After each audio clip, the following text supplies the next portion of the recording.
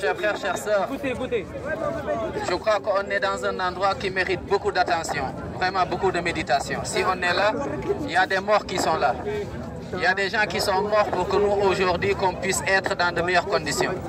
Donc quand on est dans ces endroits, il y a un petit moment où nous devons vraiment être présents, mais avec nos corps, mais surtout avec nos cœurs. Et si cet endroit pouvait témoigner ou bien pouvait parler, certainement il aurait dit qu'il y avait des hommes qui étaient là, il y avait des femmes qui étaient là. Il y avait des hommes qu'Allah subhanallah aimait et qui ont aimé Allah subhanahu wa ta'ala. Il y avait des gens du paradis qui étaient ici. Donc c'est un moment vraiment à méditer, chers frères. Et min fadlikum inshallah, donc on se concentre juste pour un petit moment. Barakallahu fikum. Et cet endroit, ici on est à Uhud. On est à Uhud, Ba'den inshallah. Ba'den, qad ishtarayna inshallah. Ba'den, barakallahu fikum. Jazakallah khair. Si cet endroit pouvait vraiment témoigner, pouvait parler, subhanallah, si ce sol, là où on est, pouvait parler, certainement nous aurait dit que c'était des hommes qui sont là, des gens du paradis, subhanallah, qui étaient là pendant un moment très difficile, où la chaleur c'était encore plus terrible que nous le voyons nous maintenant. Nous on vient de l'avion, on vient des pistes, avec machallah les clims, avec machallah donc tout, il y a l'eau, on est dans de bonnes conditions.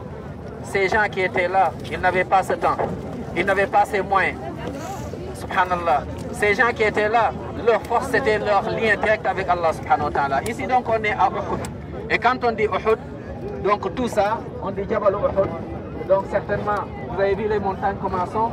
Et le prophète sallallahu alayhi wa sallam, il était donc à sa mosquée là où on était tout à l'heure, toujours à Médine.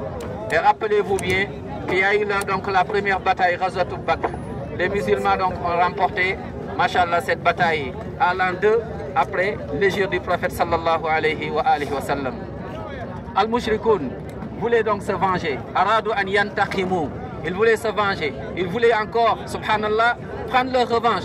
Qu'est-ce qu'ils ont fait? Comme d'habitude, ils se sont connectés entre donc tous les Quraysh qui étaient donc à l'époque à la Mecque, et également donc les hypocrites qui étaient à Médine, subhanallah, pour venir malheureusement retrouver le prophète sallallahu alayhi wa sallam à Médine ici, et subhanallah donc tuer les musulmans. Comme ça on ne parle plus de l'islam, comme ça on ne devient pas musulman, comme ça on va mourir dans le shirk.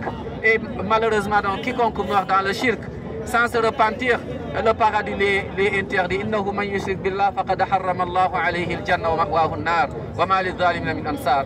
Et donc le prophète sallam quand il fut informé, subhanallah donc de cette idée mauvaise donc des Qurayshites, à l'époque, à leur tête, Abu Sufyan, ils ont quitté Médine pour venir, ils ont quitté la Mecque pour venir ici à Médine. Sallallahu alayhi wa sallam, il a concerté as-sahaba radiyallahu anhum. Istashara as-sahaba, ماذا نفعل؟ أنخرج أم نبقى في المدينة? On va sortir, aller rapidement les rencontrer, ou bien on va rester à Médine. Le prophète sallallahu alayhi wa sallam, il était pour l'idée de rester à Médine, et puis on essaie de s'organiser.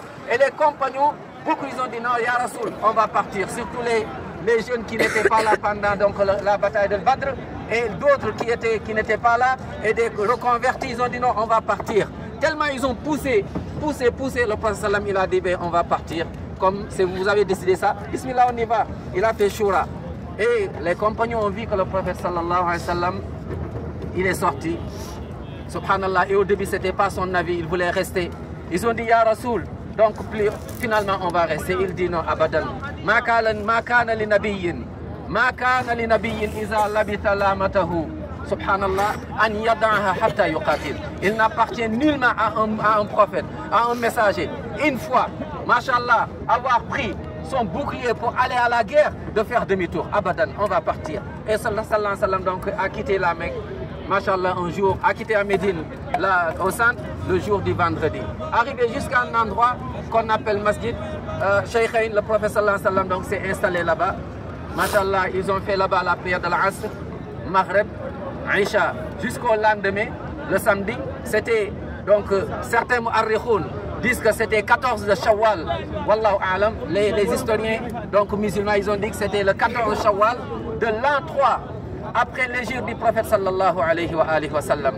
Donc ils sont arrivés à cet endroit, ils ont fait la prière de l'Asr. Sallu l'Asr huna, wal Maghrib huna, wal Isha. Donc jusqu'au lendemain, Sallu al-Fajr. Ils ont pris la prière de Subh et là ils sont dirigés pour venir ici. Avant de venir, sallallahu alayhi wa sallam, donc il a parlé aux compagnons. Il leur a rappelé, chacun donc sa mission, chacun son rôle. Arrivé ici, il connaît bien l'endroit, alayhi salatu wassalam. Mada fa'al, il a regardé donc cet endroit, mashallah Uhud, avec ses montagnes, parce que Uhud, sallallahu alayhi wa sallam aimait Uhud, et Uhud aimait également les musulmans. Kana yaqul, Uhud jabalun yuhibbuna wa nuhibbu. Uhud, c'est des montagnes qui nous aiment et on l'aime. Nous aussi, sallallahu alayhi wa sallam, il est venu, il a regardé l'endroit, il a dit aux musulmans, il y aura 50 parmi vous, les compagnons. 50, rappelez-vous bien, de 50 qui vont être là. Mais avant d'arriver là, combien ils étaient, sallallahu alayhi wa sallam? Ils étaient plus ou moins au nombre de 1000. Arrivés donc, subhanallah, en plein bout de chemin, avant d'arriver là, il y a des hypocrites. Et j'avais rappelé tout à l'heure, la tête des hypocrites, c'était qui? Abdallah ibn Ubay ibn Salul. Il a dit, finalement, eux, ils ne vont pas pouvoir venir parce qu'ils ont des empêchements, ils vont retourner. Ahmed, ils vont retourner là-bas, au centre. Finalement, 300 sont partis avec lui. Donc finalement, combien de musulmans sont restés? Combien? Pratiquement plus ou moins 700. Tandis que les autres, les Qurayshites, ils étaient au nombre donc de 3000. Les musulmans, plus ou moins donc 700. Ils sont arrivés là, subhanallah. Avant d'arriver là, parmi les jeunes qui voulaient assister à la bataille, qui disaient, Ya Rasoul, on va partir. Le prophète sallam regardait certains jeunes, il dit, non, tu es petit, toi tu ne peux pas venir. Et tu les vois, il y en a, ils faisaient comme ça, pour que le prophète sallam les voie, afin donc de participer à cette bataille. Parce qu'ils voulaient faire djihad fi sabilillah, ils voulaient aller au paradis. Ses compagnons, radiallahu anhum ajma'in, qu'est-ce qu'ils ont fait? Il y a Omar qui raconte, radiallahu anhu, il dit, j'ai vu un des compagnons, subhanallah, Abu Sa'id al-Khudri, il était encore tout jeune. Le prophète sallam lui dit, Abu Sa'id, toi tu retournes à Médine, là-bas tu vas me remplacer là-bas le temps qu'on revient. Il dit, Ya Rasoul, je voulais bien partir. Il dit, non, reste là-bas parce qu'il était jeune.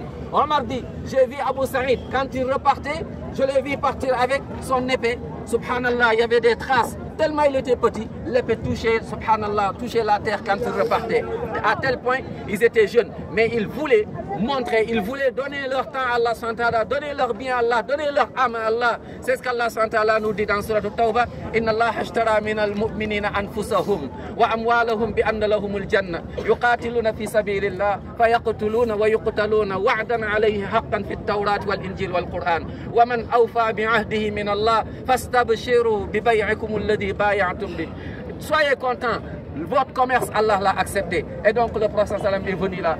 Il a pris 50 compagnons, rappelez-vous bien 50. Il leur a dit restez donc sur cette montagne.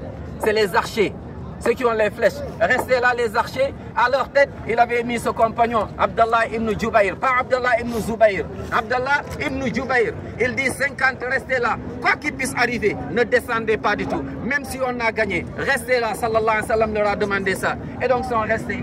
Masha'Allah, les compagnons donc d'un côté et les non-musulmans de l'autre côté, les Mécois. Et avant de commencer, d'habitude, ils avaient ça, c'était parmi la tradition arabe. Pendant les batailles, les guerres, il y a toujours le duel. Donc qui va sortir? Le premier qui va sortir, rencontrer le premier de l'autre côté.